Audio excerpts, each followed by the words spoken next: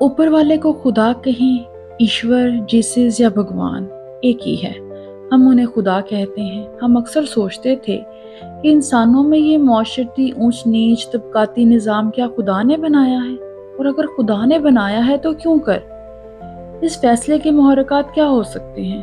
کیوں خدا ایک بندے کو بنا چھت کے ننگی زمین دیتا ہے تو دوسرے کو کم خواب کے مہین بستر؟ کیوں خدا ایک کو پیٹ بھر کر کھانا دیتا ہے اور ایک نوالے کے لیے ترستا رہتا ہے؟ ہم سوچتے تھے کہ اس طبقاتی تقسیم میں نیچے والا گندم کی طرح پستا چلا جاتا ہے۔ کیا اوپر والا اعزاز رسانی جیسے کسی نفسانی الجھن کا شکار تو نہیں؟ اور جب کسی حتمی نتیجے پر نہ پہنچتے تو اپنے سبھی سوالات کو رد کرتے اور زمینی حقائق پر نئے سرے سے سوچتے کہ خدا کے بندوں میں یہ اونچ نیچ، یہ طبقاتی نظام انسان کی ضرورت تو نہیں؟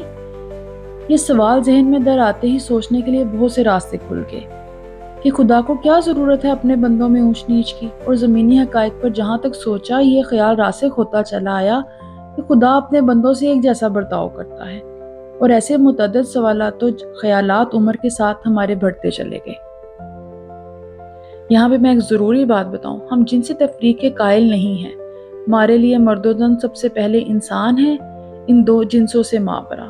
خیر، مذکورہ فلم میں یہی سب کچھ دکھایا گیا ہے کہ انسانوں میں یہ اونچ نیچ کیا خدا نے بنایا ہے یا یہ اونچ نیچ خدا کے بندوں کی وضع کرتا ہے۔ اس فلم میں خدا، انسان، دنیا، انسانوں میں یہ اونچ نیچ، انسان اس دنیا میں کسی چیز کو لے کر آگے بڑھتا ہے وغیرہ وغیرہ کو کچھ اس طرح دکھایا گیا ہے کہ ایک لمبی بلڈنگ بمستاق دنیا کی ہے۔ اس میں معلوم نہیں کتنے پورشن ہیں، منزل اور مستاق زندگی کی ہے۔ ہر مہینے کے بعد منزلوں میں مقیم لوگوں کی ادلا بدلی کرتے ہیں۔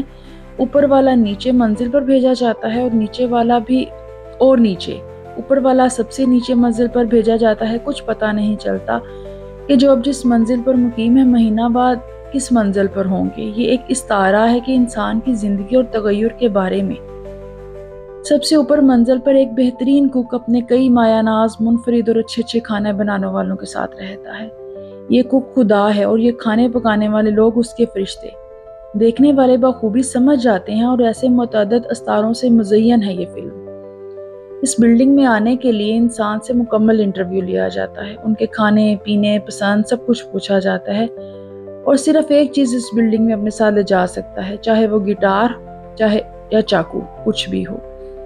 اس فلم کا مرکزی رول جس نے پلے کیا ہے وہ بلڈنگ میں اپنے ساتھ ایک کتاب لے آتا ہے، بالکل ایسے جیسے اس دنیا کو سدھارنے کے لیے لاتعداد رسول، انبیاء، رشی مشی اتار آئے جن کے پاس ایک کتاب ہوتی ہے۔ اس فلم کا دوئم مرکزی کردار جس نے پلے کیا ہے وہ بلڈنگ میں اپنے ساتھ ایک تیز دھار چھری لے آیا ہے، بالکل آج کے انسان کی طرح، جس نے ایٹم بم ایجاد کیا، رائفل ایجاد کی۔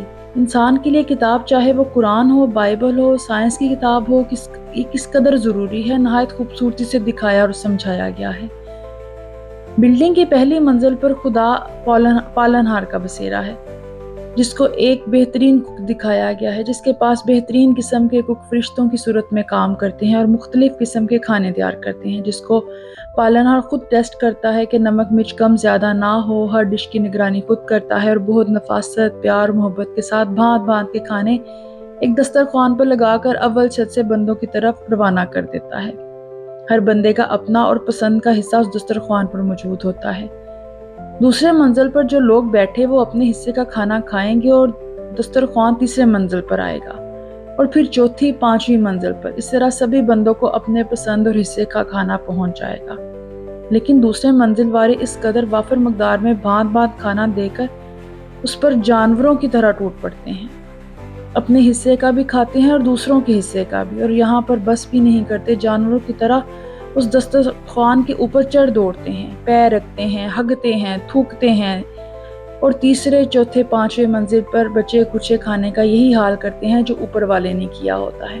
اسی طرح دسترخوان نیچے پہنچتے پہنچتے خالی ہو جاتا ہے، اور جب نیچے والے اوپر والوں سے صرف اپنے حصے کا کھانا کھانے کے لیے کہتے ہیں تو اوپر والے دسترخوان پر پیشاب تک کر دیتے ہیں۔ لیکن جو نیچے ہے وہ بھی تو کسی کے اوپر ہے، بالکل ویسا وہ نیچے والوں سے کرتا ہے۔ جب نیچے والوں کو کھانا نہیں مل جاتا تو ان میں وہ جو طاقتور ہے لازمی اپنے کمزور ساتھی کو چیر پاڑ کر کھا جائے گا اور اس کا خون لے گا۔ یہ فلم ایک آئینے کی طرح ہے۔